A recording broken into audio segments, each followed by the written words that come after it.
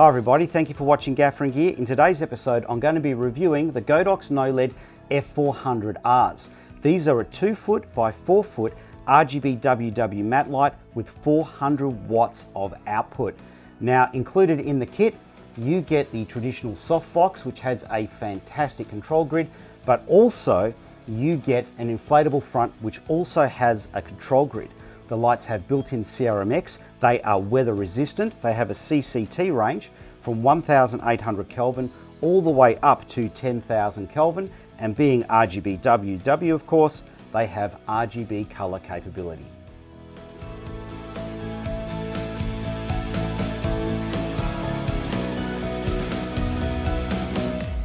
Let's start off with the usual disclaimer. Godox are not paying me any money for this review, but they did send me this product for free, and at the end of the review I do get to keep it or sell it. So possibly that could affect my opinion on some level. Let's go through the pros and cons now, starting off with the cons to get those out of the way. Now my first con is to do with the softbox that mounts onto the front. You only get the one flavor of diffuser. Now if I was to pick one flavor of diffuser, this would be it. It's dense enough that you can't see the LEDs, and I don't think you need anything denser. You're not going to get any softer than this realistically. Alright, so what's my con? Well, I was on a shoot recently and someone decided to help me pack up. Now on the next job when I opened up the kit, what was I missing? The only diffuser that comes with the light. Now if I had a light with multiple diffusers, that wouldn't be the end of the world. So what I would suggest is get a spare diffuser or buy some aftermarket diffusers. Now from a company called Brooklyn Softlight, I've purchased a set of quarter, half and magic cloth for both of my lights. Now the next possible negative is to do with the choice of DMX profiles. It has 8 and 16-bit profiles and the usual suspects. You've got CCT, you've got RGB, you've got HSI and you've got XY, to name a few. But in terms of crossover profiles like CCT crossed over with an RGB or CCT crossed over with a HSI, your only option is 8-bit. And even then, you don't get a CCT crossover XY profile. Also, if you're doing a DMX cue going from a higher value to a lower value, there's a 1/3 of a second delay with the DMX smoothing. The next thing to point out is this light can go all the way down to 1800 Kelvin, but it's an RGBWW light. So that means it doesn't have an amber emitter to help us get down there. As a result of this, the color render scores below 2300 are very low. Now personally, I don't think I would use it as a key light below 2300 Kelvin. I think if I was going lower than that, most likely I'd be using this as a hair light or a scratch light, and those scores wouldn't really bother me in that situation. Now the next negatives are mainly for people doing large rigging. You don't have any Ethernet through, you don't have any power through, and if you're rigging hundreds or thousands of these, the power factor unity scores are a little bit lower than what we'd anticipate from a top-end product. Now the reason power factor unity is mentioned in my reviews is it was requested by the big-time gaffers who are running thousands of lights in a studio. It is something they need to be aware of. In terms of your mediocre gaffers like me, it is really only something to be aware of if you're trying to overstretch your power distribution. So let me explain what I mean by that. I've got an EcoFlow Delta here, and this could easily run 5 of these units at full power. Now, if I dim these 5 units, any issues caused by that lower power factor unity score is not a problem because it's more than compensated for by the fact that we've reduced our amperage by dimming the lights. But let's say I wanted to overstretch my resources. Let's say I'm only going to run these at 50% brightness, and instead of running 5, I now want to run 10, double the amount. Well, that's where the power factor unity scores are going to come into play, and the inverter's going to overheat and the EcoFlow Delta will shut down. The next thing that I'm going to mention for you to be aware of is the green and magenta correction at 3200 Kelvin. Now this light does have true 100% green and magenta correction capabilities, but if you're dialing in large amounts of green correction at 3200 Kelvin, you get some pretty average color render scores. Now I thought long and hard about this, and this isn't a negative for me because this problem is only in the warm end of the spectrum. If I'm dialing in lots of green correction, it tends to be at 4400 Kelvin or higher. Now the next possible negative for some people is this light does skew slightly magenta. Now I've said no to other lights in the past that skew magenta, so why am I saying yes to this one? Well, there's two reasons. Number one, it is within an acceptable amount for me. I have 102 lights in my large lighting van. Now if you take the light that is the most green and the light that is the most magenta without any correction being dialed in, they are within the equivalent of a 1/8 correction gel of each other. That's the parameters that I personally work within, and these lights are within those parameters in our commonly used kelvins.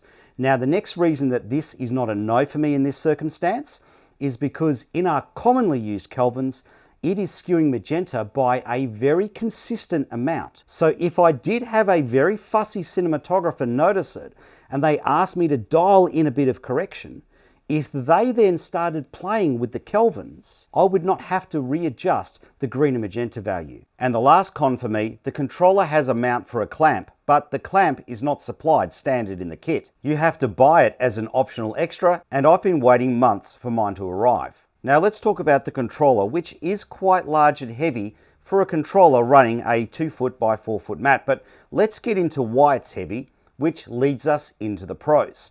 Alright, so it's got a built-in power supply and it's got its battery mounts on the side, so everything is built into one.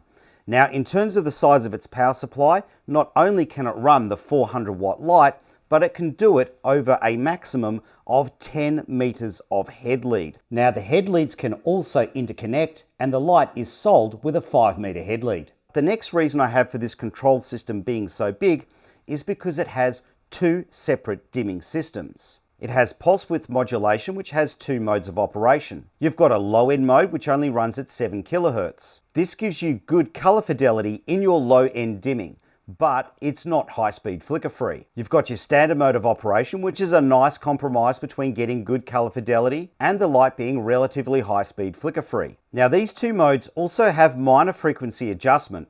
Now every step of adjustment is an additional 200 Hz. You can do this manually via the controller or over DMX. Now one of the reasons this controller is so big is if you need it to be entirely flicker free, you can switch it over to a second dimming system, which uses potentiometer or constant current dimming. So there's no pulsing at all in the dimming system and it is entirely flicker free. The next thing that impresses me is how beautifully smooth this light can fade up and down, below 10% brightness, over CRMX, even with an 8-bit profile.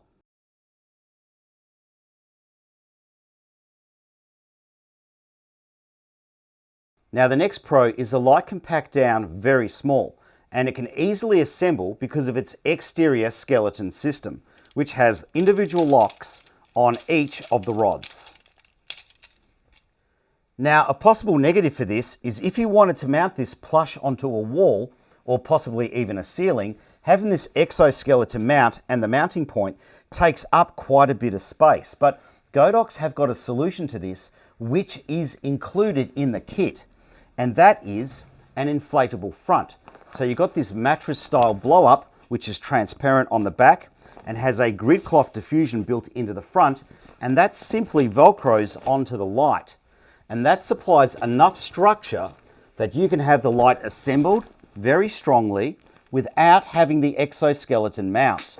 Now, a big plus for this is it also has its separate grid. Now, you can still use the inflatable with the stand mount if you want, and that gives you the advantage of having a much wider, more even spread of light.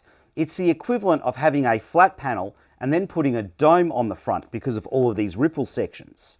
Now, the other advantage you've got with these two systems being supplied in the kit is you've got two grids with different angles. This one's closer to a 60 degree, and I'm guessing this one's about 40 to 45 degrees. Now, the grids are very well built. They have individually sewn cells and semi-rigid snappable spines. The next pro is these mats are calibrated. With every mat light I've ever owned, with every mat light I've ever tested for this YouTube channel, this is the only mat light that has built-in calibration for the individual light. And the plus here is it's built into the mat. You don't have to match the mat up to the controller. But there is a catch, and I think this is a little bit silly.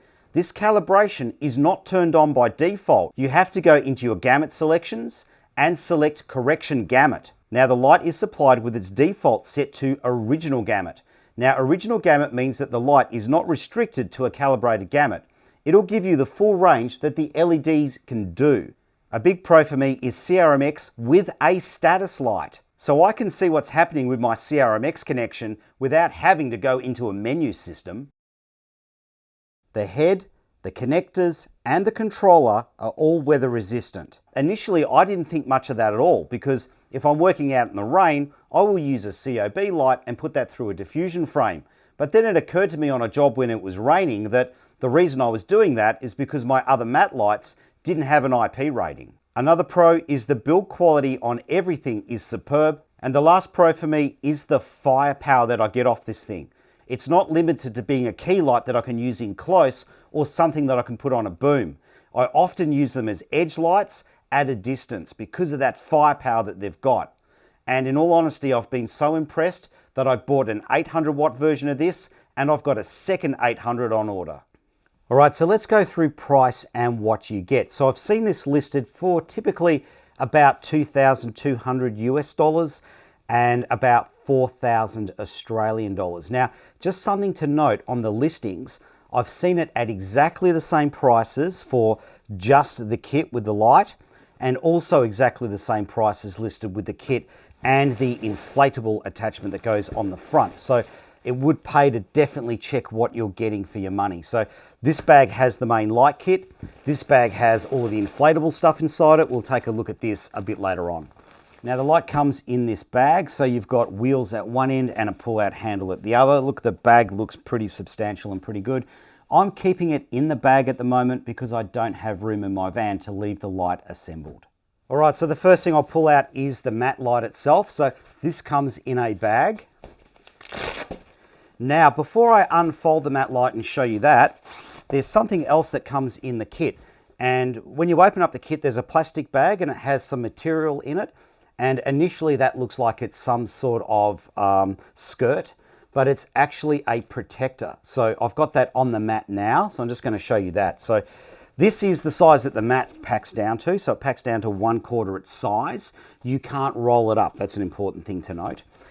Okay, now when I open this up, it has the protector on the front. Okay, now I don't think you need the protector to protect the light. The waterproofing on the light is going to protect the LEDs. So initially I was a bit confused as to what this protector is for.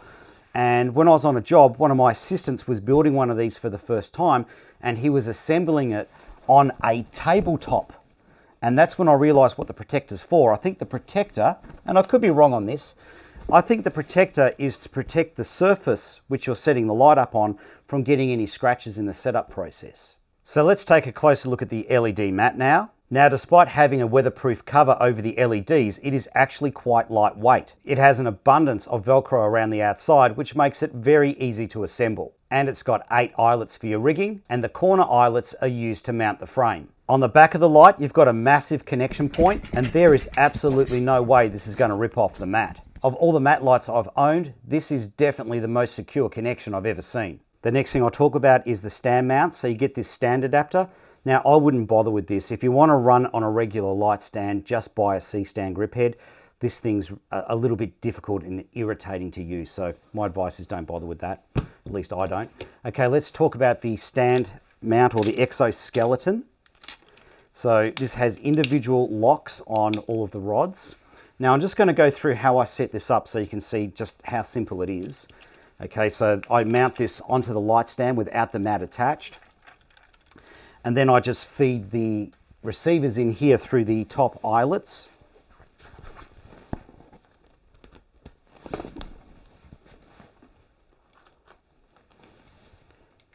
Spin it around. I undo the bottom rods, I unlock those and just feed those into the holes.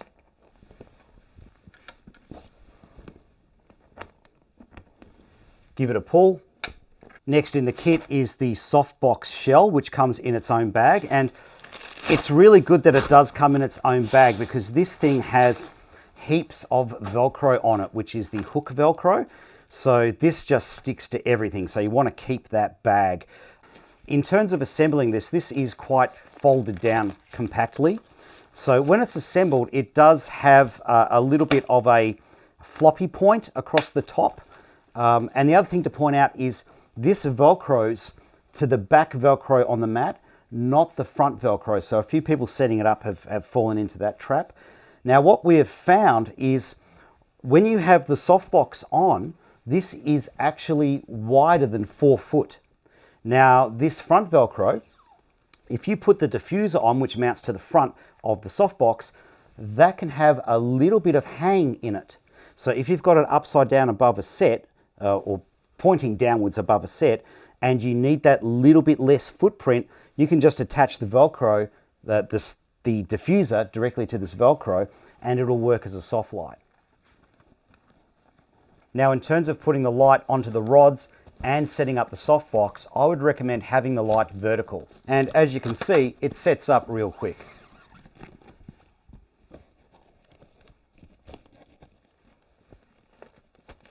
Next thing in the kit is the diffuser, and this is a fairly dense grid cloth. It looks like a good quality material and it's fairly neutral. And once again, I would recommend having the light vertical when you put the diffuser in.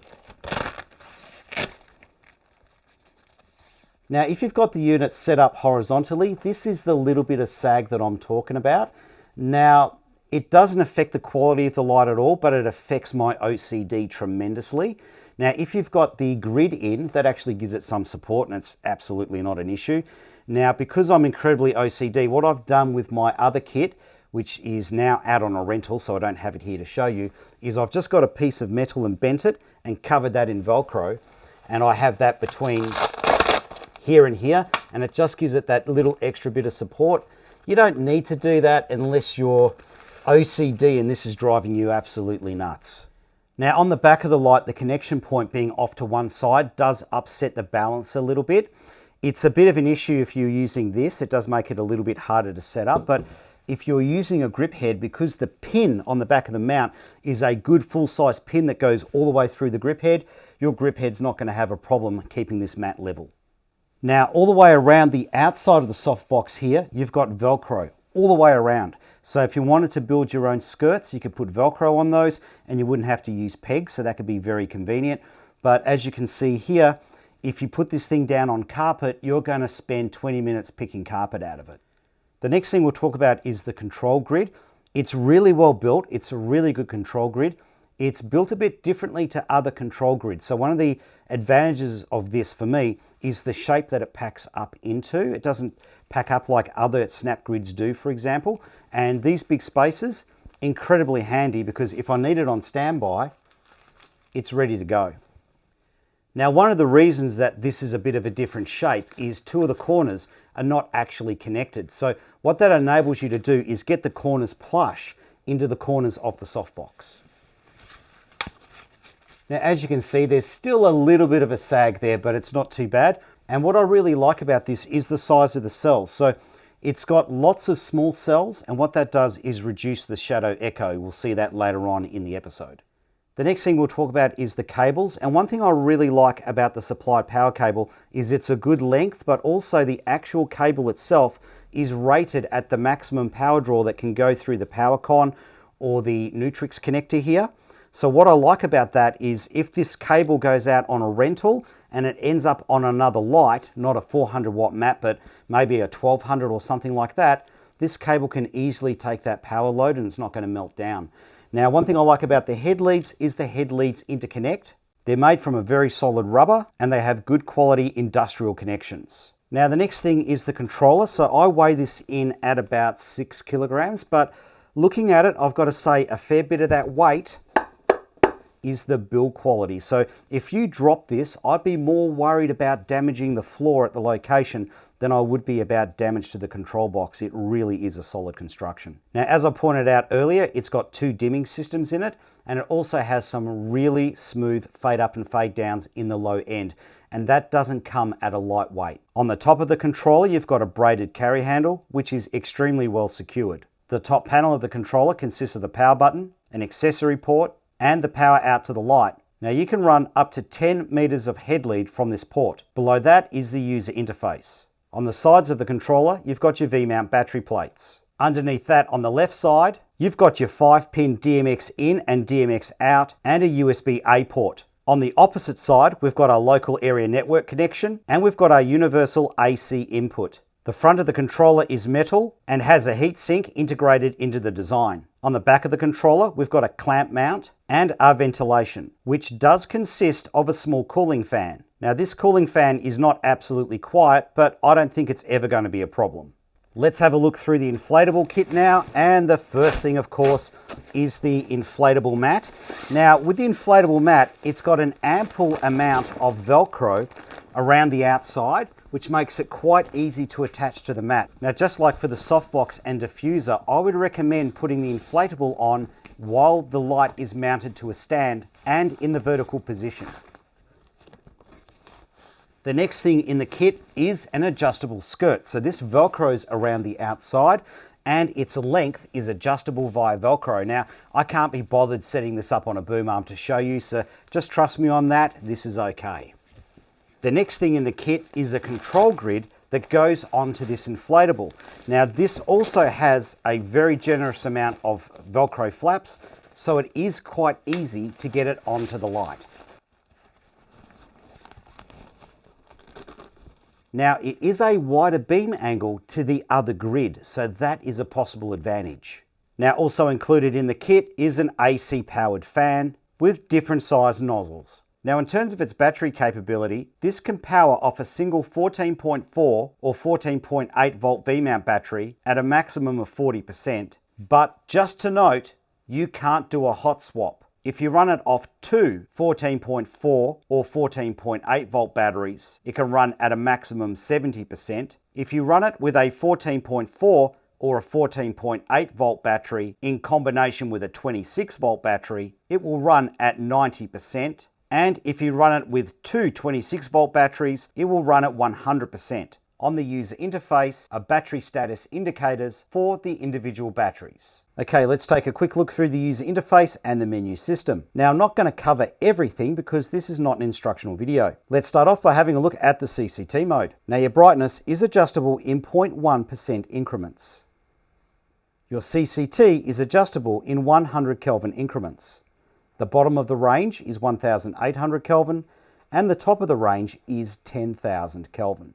And the green and magenta correction is adjustable in 1% increments. Now this has a true plus and minus 100% green and magenta adjustment capability. Now if I was to have one criticism here, it's that you don't have any way of quickly resetting back to 0 green and magenta adjustment. Now let's have a look at the other modes. Starting off with the HSI mode. Now as a criticism here, it's not an advanced HSI mode. You can't select the Kelvin in which you're desaturating to. But you can do that over DMX with the CCT HSI crossover profile. The brightness is adjustable in 0.1% increments. Your hue is adjustable in 1% increments. And your saturation is adjustable in 1% increments. The next mode of operation is RGBW. That's pretty straightforward, so we're not going to go into this in any detail. The next mode of operation is gel. You can select whether you're running a Lee or a Roscoe gel. You can select the family of gel that it's in. And of course, you can select the gel. You can toggle between a 3200 or a 5600 Kelvin base for that gel, and you can do adjustments to the hue and saturation. The next mode of operation is XY. Again, you can adjust in 0.1% increments, and you can select the gamut at which you are working. And it wouldn't be an LED light if it didn't have an effects mode. Now let's take a look through the menu system. What I like is the first thing on the menu is DMX. You can select your address, you can select your profile, you can select your RDM state, you can set it to hold the last command, termination on and off, and you can select extended DMX channels. Extended DMX channels allows you to do things like turn on and off the smoothing and select your dimming mode. And at the bottom of the menu, there's a QR code for your DMX table. Next thing in the menu is our CRMX status. We can turn this on and off and reset it. Next in the menu we have our Bluetooth settings for phone app operation, and we have our network settings. Next in the menu system is ArtNet and ASCN settings. Next we can select our dimmer curves, and we have the usual suspects. Below dimmer curves is our smoothing settings. Now I personally think that these settings should be in the DMX menu. Next we have our control mode. Now this is where you select the dimming system that's running. You can select normal, low end or high speed. Now normal and low end use pulse width modulation dimming. In the pulse width modulation modes, you can do subtle adjustments to the frequency at which the light is running. Every adjustment is 200 Hz. Next in the light, you can set your color space. Now something to point out here is original gamut means that the light is not running any calibrations. If you want to run the light with a calibration, you need to set another mode. Correction gamut is the full range that the light can run in a calibration. Everything else in the menu system from this point is pretty straightforward and standard. Let's see how the light performs with no modifiers attached. Now the weather protection on the front of the light does give it that little bit of diffusion, which goes a long way to reducing the shadow echo that you might get from having bare exposed LED emitters. Also, the way the warm white and cool white emitters are laid out reduces any shadow echo. For example, here you can see that the warm white and cool white are alternating. Now, if you're running just the color emitters, they do have a bit of spacing in between them, but with the sheer volume of emitters on a 4-foot wide light, they all seem to merge together into a consistent shadow. Now, in its really low kelvins, it does seem to have a little bit more drop off towards the edges, but overall, I think if you had to use this matte light with no diffusion on to get maximum output, I don't think you would encounter any problems unless the subject was reflective. Now just to note, this light is also brighter in its higher kelvins than it is in its lower kelvins.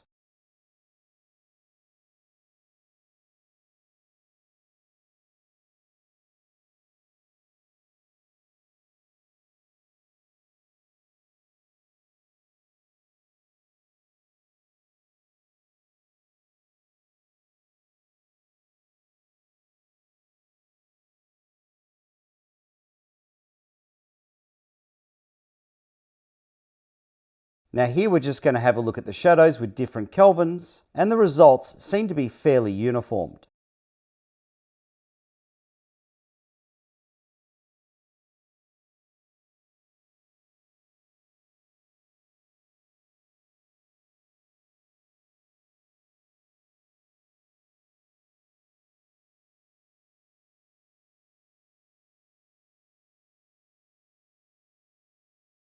Now let's have a look at the light with the supplied diffuser.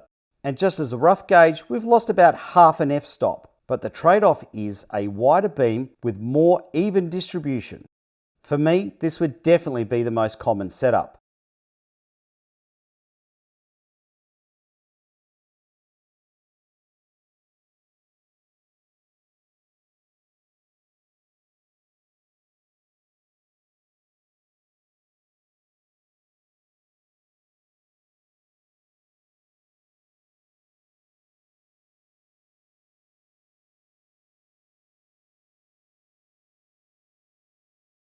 And shadows at a distance of 2 meters are very soft.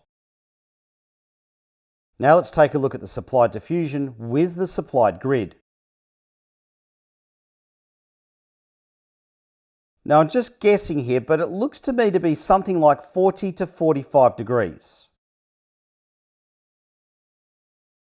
This grid is doing a great job of containing the beam. The spread and the shape of the light seem very uniformed.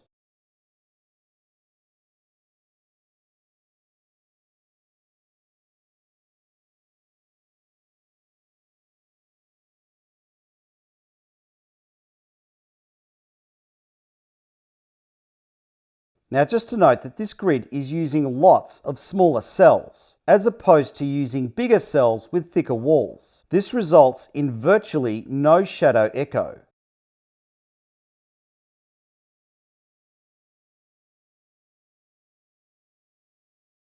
Now let's take a look at the light in conjunction with the inflatable diffusion. And that ripple strip layout results in a massive spread of even light.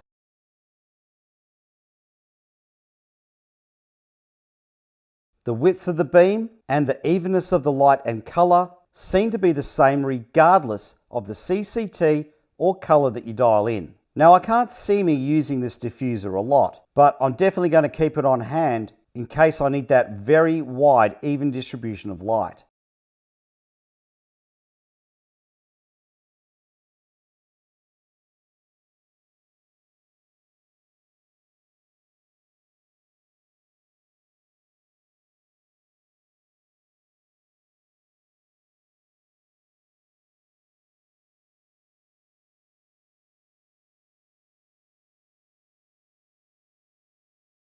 And with the light at a distance of 2 meters, the shadows are what I would expect from a 2x4 light. Now let's have a look at the inflatable with its supplied control grid. And this definitely feels a little bit wider than the other grid.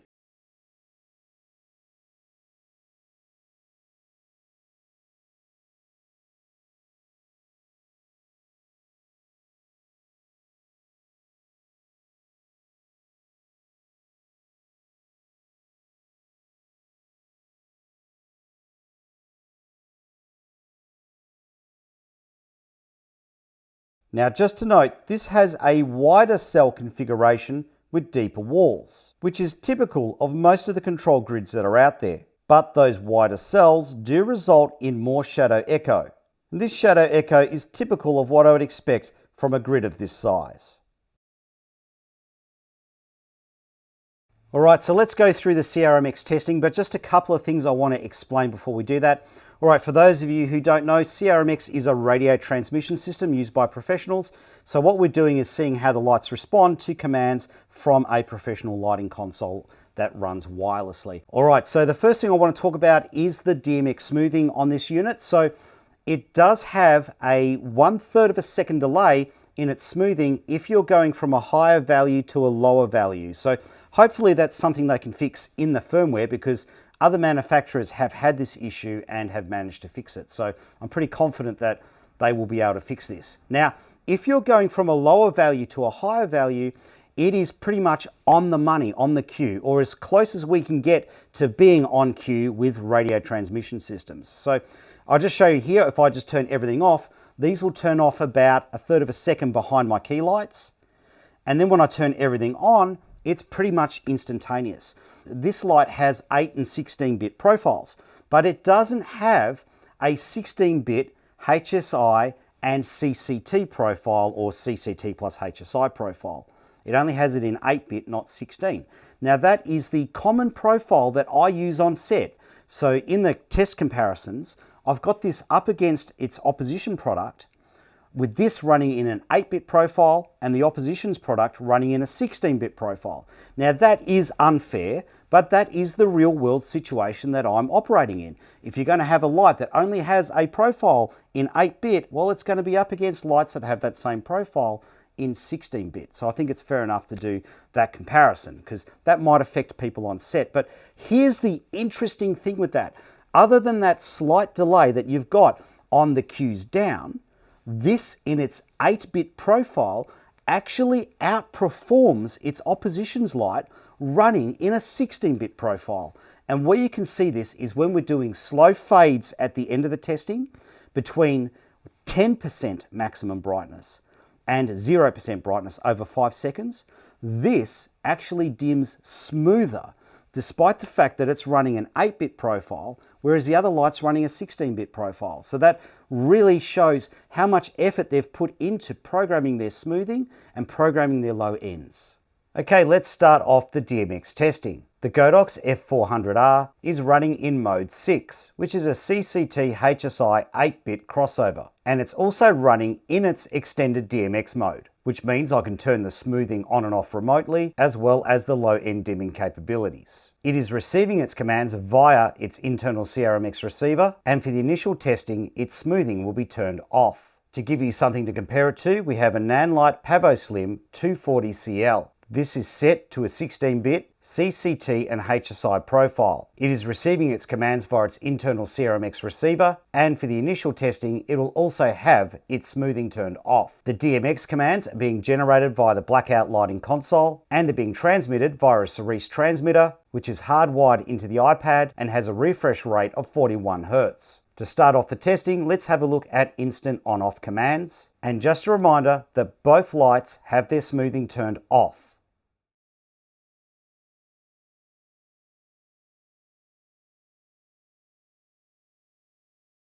Now we're going to hard switch between 5600 Kelvin and 3200 Kelvin. And just a reminder that both of the lights have their smoothing turned off.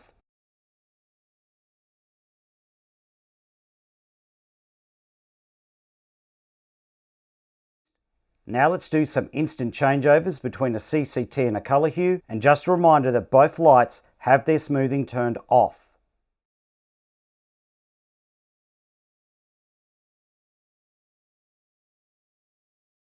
Now from this point on, both of their lights have their smoothing turned on, and the F400 is set to its default smoothing. Now let's have a look at some half-second cues.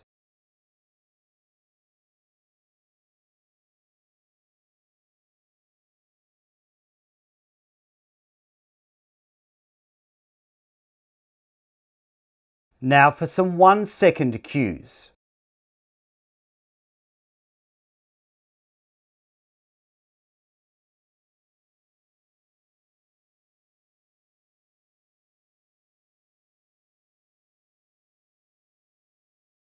Now for some 2.5-second cues.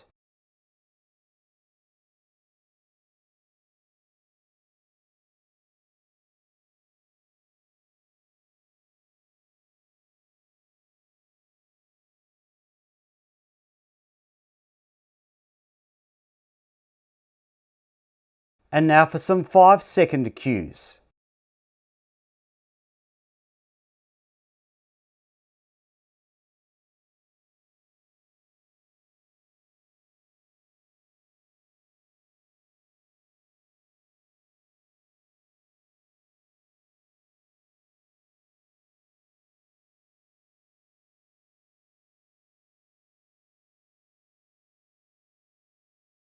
Now for some changeovers between 5600 Kelvin and 3200 Kelvin, starting with half-second changeovers.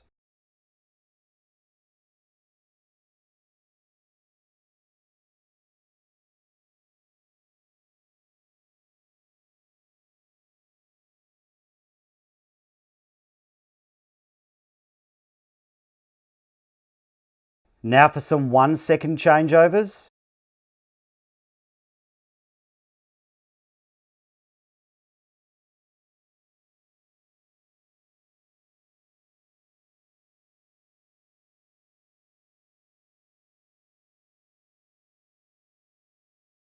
Now for some 2.5-second changeovers.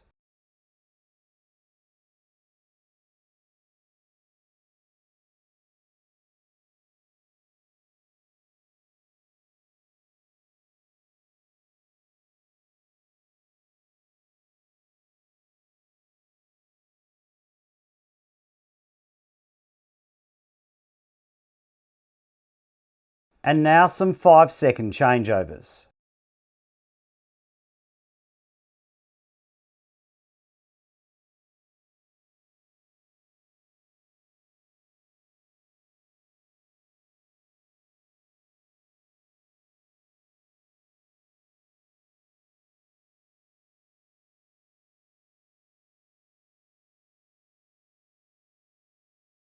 And now for some changeovers between a CCT and a color hue, starting with half-second changeovers.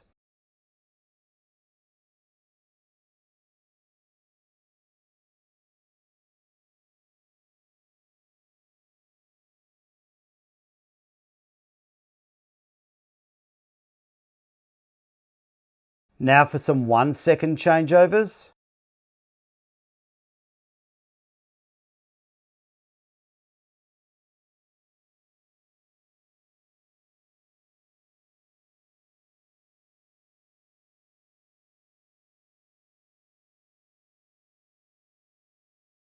Now for some 2.5 second changeovers.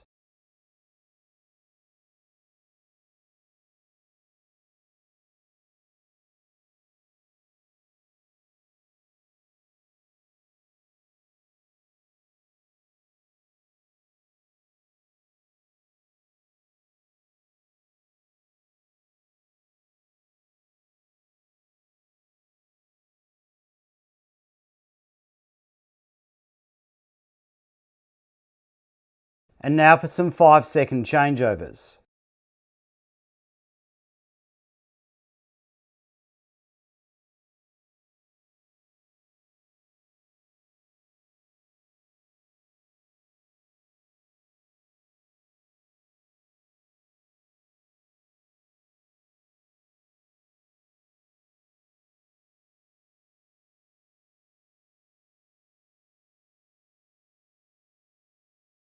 Now let's do the Q testing again, but this time with the maximum brightness set to only 10%. The Godox F400R has its low end mode dialed in now over CRMX. Now on the visual information, the F400 only has 1 decimal place because it's working in an 8-bit profile, and the Pavo Slim has 3 decimal places because it's working in a 16-bit profile. Let's start off with some half-second cues.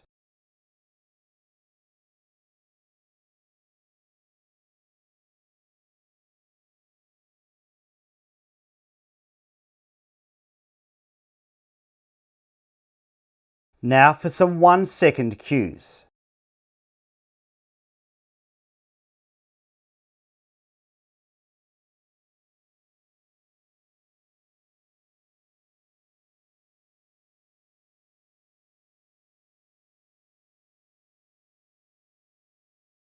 Now for some 2.5 second cues.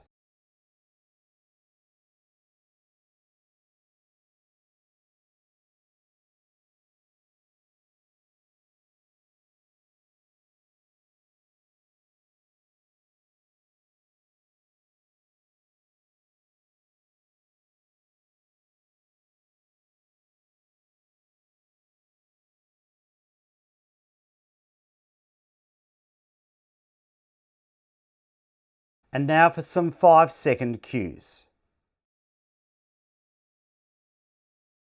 Now it's interesting to note that the Godox only has an 8-bit profile, but with its low end mode, it's doing smoother dimming than the Nanlite is with its 16-bit profile.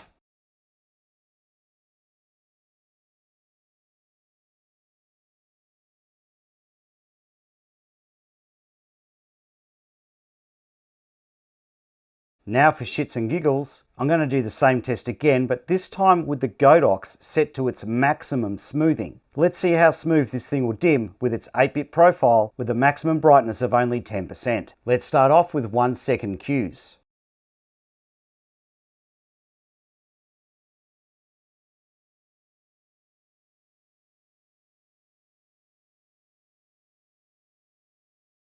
Let's have a look now at 2.5 second cues.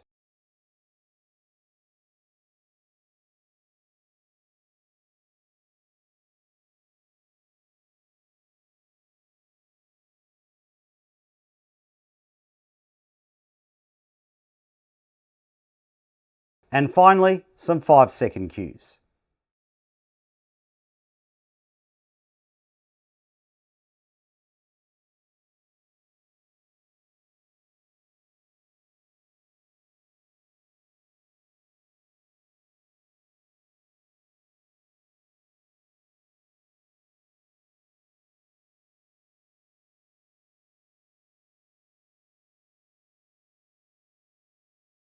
Let's start going through all of the technical data I've collected, starting off with the AC power draw at different kelvins.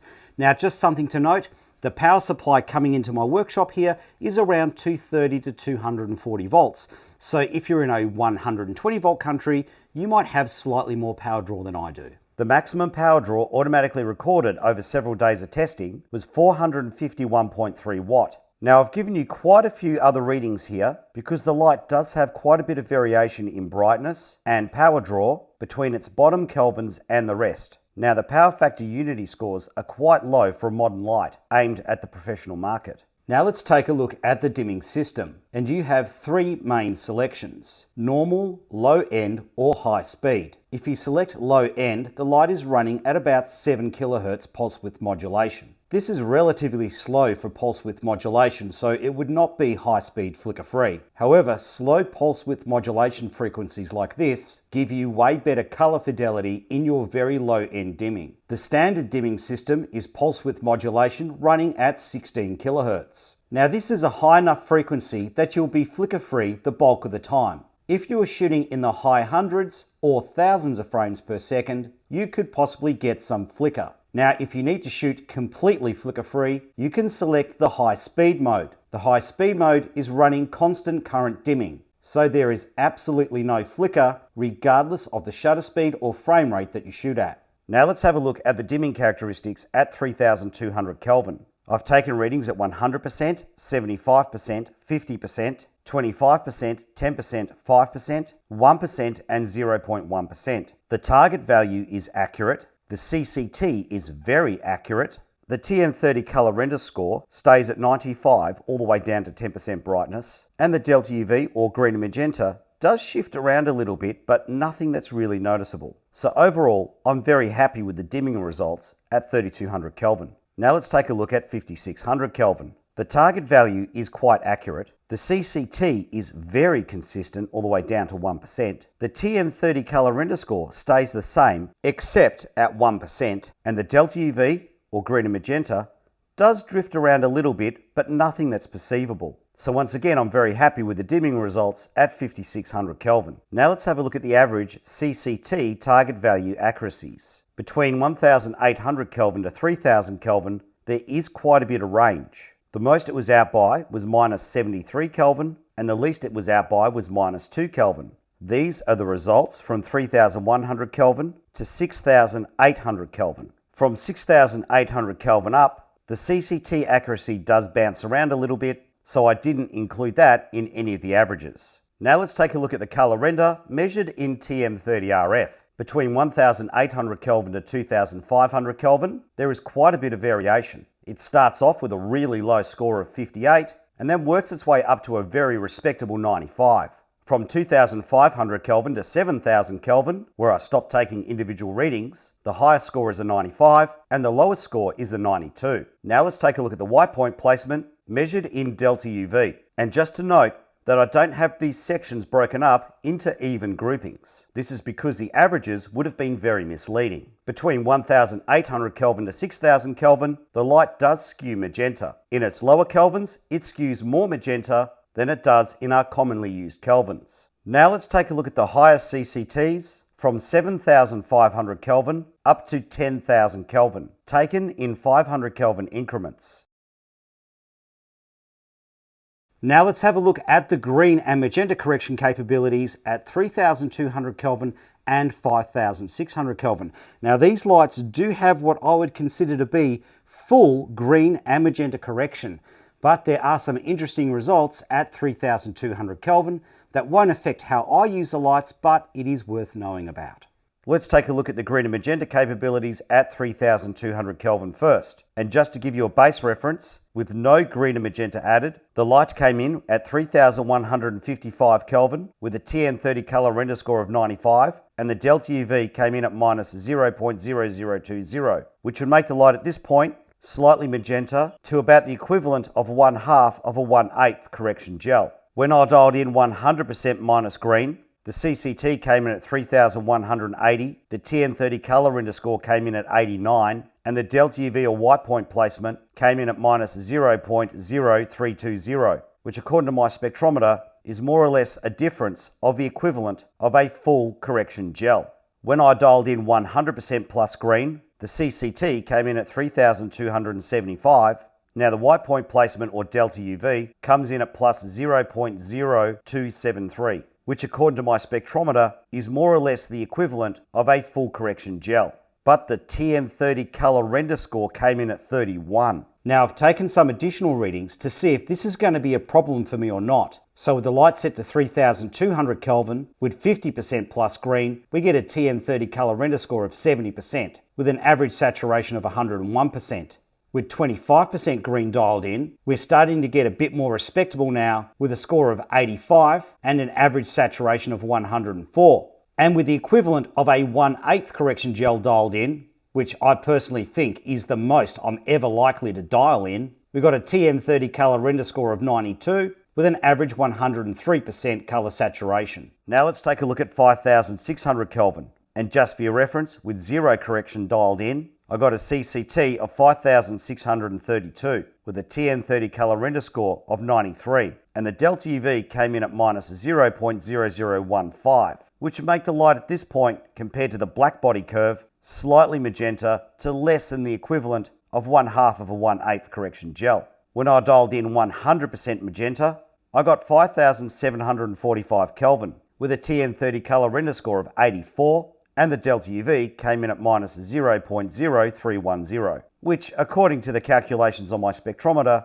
is roughly the equivalent of a full correction gel. When I dialed in 100% plus green, I got a CCT of 5709. The TM30 color render score was 88, which is actually really good for an LED light with full green correction dialed in. And I got a delta UV of plus 0.0322, which, according to the calculations on my spectrometer, is the equivalent of a full correction gel. Now let's take a closer look at some of the CCTs, starting off with the lowest CCT that we can dial in. And just a note, these readings were taken with the full diffusion attached and with the light set to its standard dimming mode. When I dialed in 1800 Kelvin, I got 1727. The TM30 color testing results were 58% average color accuracy with an average 114% color saturation. But have a look at the graphic here. This is where averages can be misleading. With the CRI scores, nothing is above plus 90, and 4 of the results are in negatives. A negative result means that this color actually comes up as another color. This is the spectrum distribution, and the white point came in with a delta UV of minus 0.0043, which would make the light at this point magenta to roughly the equivalent of a 1/8 correction gel. Alright, so those readings were pretty ordinary. So now I'm going to take a reading at 2500 Kelvin, because from 2500 Kelvin onwards, this light is really good, and a lot of lights don't get to 2500 Kelvin either. When I dialed in 2500 Kelvin, I got 2467. The TM30 color testing results were 95% average color accuracy with an average 104% color saturation. With the CRI scores, R11 and R12 were below 90. This is the spectrum distribution, and the white point came in with a delta UV of minus 0.0021, which means at this point the light skews magenta to roughly the equivalent of 1/2 of a 1/8 correction gel. When I dialed in 3200 Kelvin, I got 3155 with an SSI score of 85. The TM30 color testing results were 95% average color accuracy with an average 103% color saturation. With the CRI scores, R11 and R12 were below 90. This is the spectrum distribution, and the white point came in with a delta UV of minus 0.0020, which would make the light at this point slightly magenta to roughly the equivalent of 1/2 of a 1/8 correction gel. When I dialed in 4400 Kelvin, I got 4364. The TM30 color testing results were 94% average color accuracy with an average 103% color saturation. With the CRI scores, R9 and R12 were below 90. This is the spectrum distribution, and the white point came in with a delta UV of minus 0.0015, which would make the light at this point slightly magenta to, roughly speaking, 1/3 of a 1/8 correction gel. When I dialed in 5600 Kelvin, I got 5632 with an SSI score of 73. The TM30 color testing results were 93% average color accuracy with an average 102% color saturation. With the CRI scores, R9 and R12 were below 90. This is the spectrum distribution, and the white point comes in with a delta UV of minus 0.0015. So if you're working to the black body curve, the light would be skewing slightly magenta to, roughly speaking, the equivalent of 1/3 of a 1/8 correction gel. But if you're working to the daylight curve, then this light would be magenta to roughly the equivalent of a 1/8 correction gel. When I dialed in the top Kelvin of 10,000, I got 10,202. The TN30 colour testing results were 90% average colour accuracy with an average 98% colour saturation, with the CRI scores R9 and R12 were below 90. This is the spectrum distribution, and the white point came in with a delta UV of plus 0.0028. Now let's have a look at how accurately these lights can dial in their primary and secondary colour vectors. 360 degrees, 0 degrees or red came in at 1 degree, 120 degrees or green was smack on at 120, 240 degrees or blue was smack on, 60 degrees or yellow came in at 68 degrees. However, if you want to dial in a yellow, which people will think looks yellow, dial in a 35. 180 degrees or cyan came in at 196, and 300 degrees or magenta came in at 283. Right, so just my closing thoughts. It's a yes from me, and one of the big reasons it's a yes is its firepower. A lot of the time I'm working in environments where we've got ambient daylight, and that additional firepower comes in really handy. But also on the flip side, the low end dimming capability. So I can run this below 10% and I'm fine as long as I've got it in that low end mode. The next big thing for me is the price point. I don't need pixel zones, so I'm not paying for the pixel zones, and that's great.